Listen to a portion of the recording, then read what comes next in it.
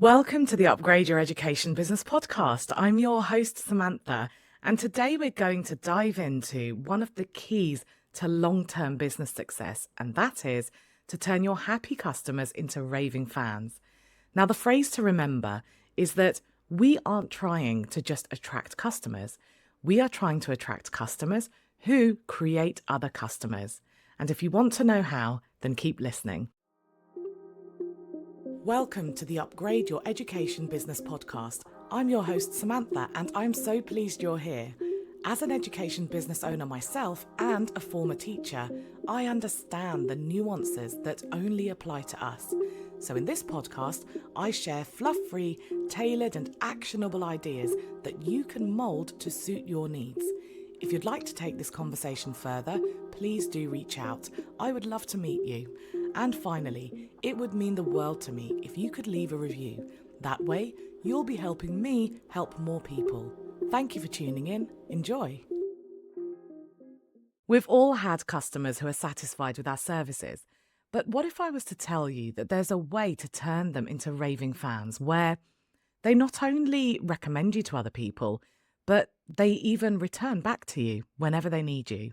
Imagine that every parent, every student you've ever worked with becoming a walking, talking advert for your brand.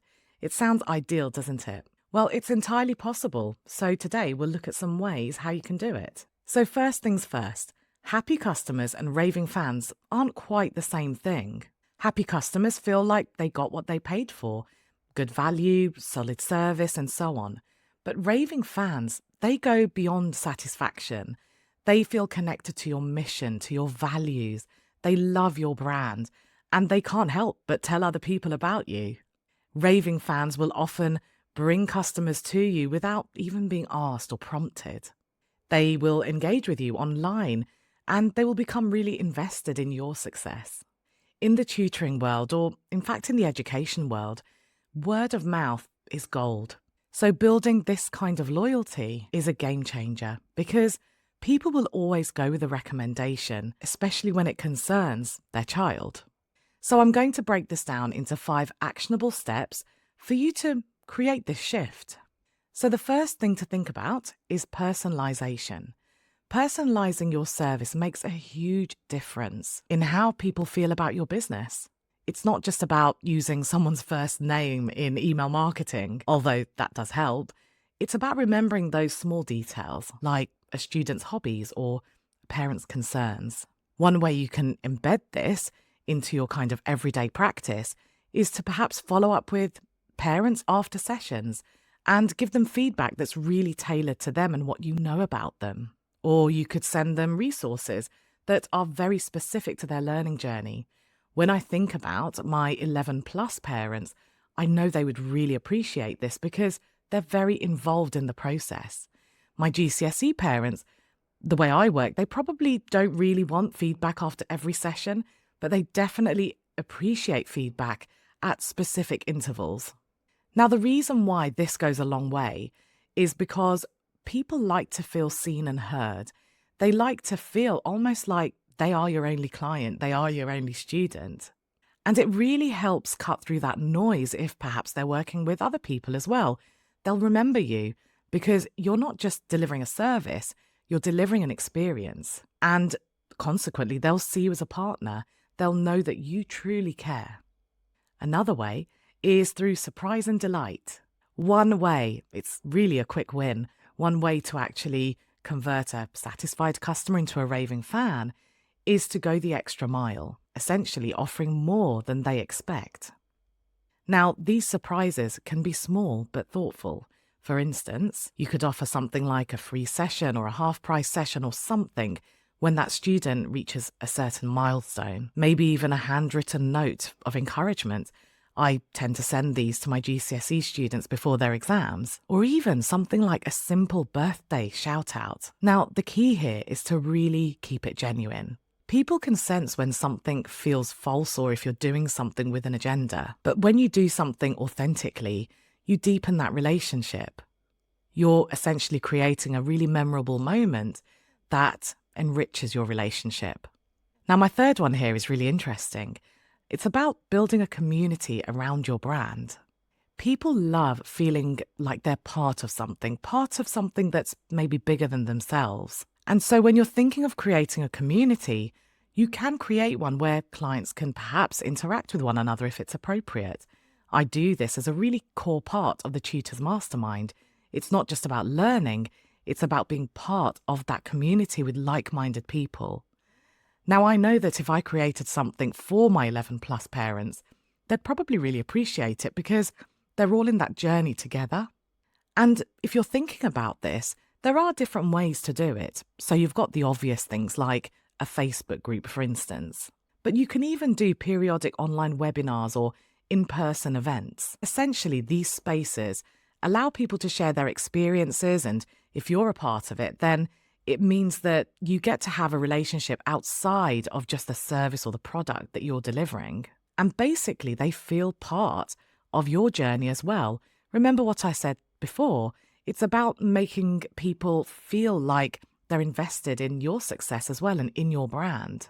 So you're not just offering a tuition service, for instance, you're actually fostering a really supportive ecosystem.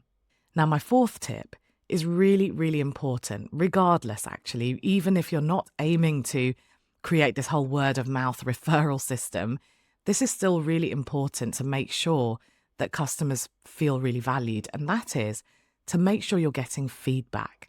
Customers love knowing that their opinion matters. Again, we all want to feel seen and heard. So often we ask for feedback at the end of a journey, but actually asking for feedback frequently is really valuable. Now, here's the critical part. If someone is giving you feedback for something that maybe could be improved, it's important that you either act on it, or if it doesn't feel kind of appropriate, you at least acknowledge it and have a conversation about it. But if you do act on it, when you're making changes based on a client's suggestion, you can let them know. It shows that you really value their input and that you're dedicated to continually getting better and providing a higher quality service to them. My fifth tip is to create perhaps something like a loyalty program.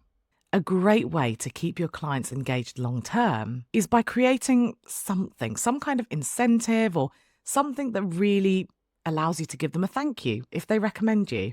Now, this doesn't have to be complicated. Maybe it's something like they get a free session after they've booked 10 of them, for instance. Or maybe they get access to really exclusive content, workshops, or exclusive discounts.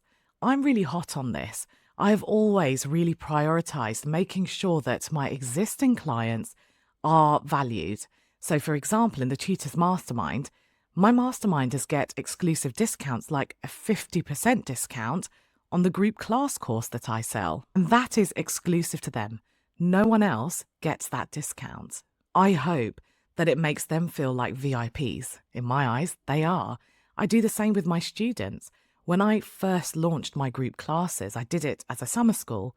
And in that situation, before I publicised it, I actually offered it to all of my existing clients at a special launch price. I think I called it a launch price or maybe an early bird price. I can't remember. Either way, I gave them first priority. Now, I'm mentioning this because we all value our customers. We're all really grateful for them. We love working with the people we work with. But it's really easy as a business owner to keep focusing on getting new people through the door, getting in front of new audiences. But there's so much value in coupling that with looking after your existing ones. So I'll just take a minute or so to share some real life examples to inspire you, to give you some ideas. One of my tutoring business clients, so they hire tutors, they started sending personalised videos every half term to parents. These were really quick check-ins, just highlighting progress and areas to work on and just celebrating everything that child has achieved in that half term. Now, they got amazing feedback from parents without even asking. They said how much they loved the personalised touch. And actually, they felt more connected to their tutor. Now, over time, I've kept in touch with this client. They've told me that this has led to repeat business more than before they started doing these videos. And also these parents recommend them to other people as well. Now, I know that the idea of sharing a personalised video might feel really time consuming, especially if you work with loads and loads of clients. So I'll share a different example that maybe would be more appealing in that situation. I worked with this education consultant, and what she did was she built a private Facebook group just for parents. And in there, she offered exclusive tips, exclusive resources. And she found that that sense of community, it really drove engagement, with parents recommending her services far and wide. So turning happy customers into raving fans isn't just about delivering a good service. Of course, that's really important, but we're focusing more on creating an amazing experience, the kind that leaves that lasting impression. If, say, you teach a child and they have a sibling and that sibling could learn with you in 3 years' time, you want that parent to remember you in 3 years' time. So by personalising your approach, not just your service, by surprising your clients with thoughtful gestures and building a community perhaps, listening to feedback and being really active with that, and rewarding loyalty, you can really transform that relationship and the impression that you give your clients. Remember that the real key is to just be really genuine, to do what feels natural. I have a group of students who I've been teaching for quite a few years, and they were quite young, where things like a Christmas party was really appealing to them. Now that they're a bit older, the Christmas party still appeals to them. In fact, I'm recording this in November, and just last lesson, one of them asked, "Oh, are we going to do that Christmas party again?" All we do is I get chocolates delivered to them, we wear our Christmas jumpers, we play Christmas music in the background, and we have a chat, we play some games. That's all we do, and they love it. Now, that wouldn't really be suitable with some of my other groups, maybe because I don't have the same kind of relationship with them, or maybe it just wouldn't appeal to them. So when you think about doing something really genuinely, really authentically, it's about creating something that really fits with the dynamic that you have with your clients. So if today's episode inspired you to take some kind of action just to kind of upgrade the experience that your customers are getting, I would love to hear about it. I'd love to hear from you. You can contact me on Instagram, on LinkedIn, on Facebook. And if you're watching this on YouTube, comment below. I would really love to hear your ideas. As always, thank you for spending your time with me, and you'll hear from me on Wednesday. Would you like to take this discussion further? Perhaps you have some questions, or you'd like more ideas on tailoring your business. If so, book a free discovery call through the link in the show notes.